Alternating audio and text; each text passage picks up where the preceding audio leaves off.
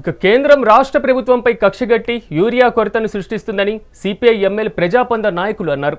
రాష్ట్ర ప్రభుత్వం తీసుకున్నటువంటి 42% రిజర్వేషన్లు స్వాగతిస్తున్నామన్నారు. ఇక జాతీయ అంతర్జాతీయ సమస్యలపైన సమావేశంలో చర్చించామని బీజేపీ ఆర్ఎస్ఎస్ ఫెడరలిజంను అవలంబిస్తుందని పేర్కొన్నారు. వరదరాజన్, కరుణా తాపర్ వంటి వారిపైన మోదీ ప్రభుత్వం దాడులు జరుపుతుందని, రామగుండం టెక్నికల్ ప్రాబ్లంతో మూతబడిందన్నారు.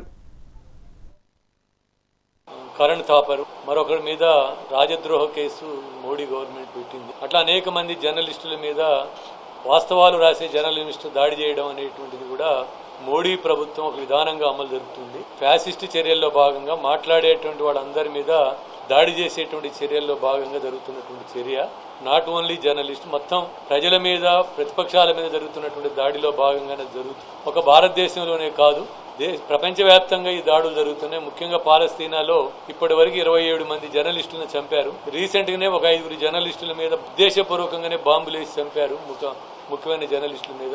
ఇక్కడ ఈ చర్యల్ని, ఈ ఫ్యాసిస్ట్ చర్యలు పాలస్తీనా నుంచి ఇండియా దాకా ప్రజాస్వామ్యం గురించి మాట్లాడే వాళ్ళని, ప్రశ్నలు అడిగే వాళ్ళని చంపేటువంటి ధోరణి ఉంది అనేటువంటిది చెప్తూ, మీరు మేము అందరం దానికి వ్యతిరేకంగా నిలబడాలా, ఆ జర్నలిస్టులకి సంఘీభావం చెప్పాలనేది చెప్తూ తను ప్రారంభించారు.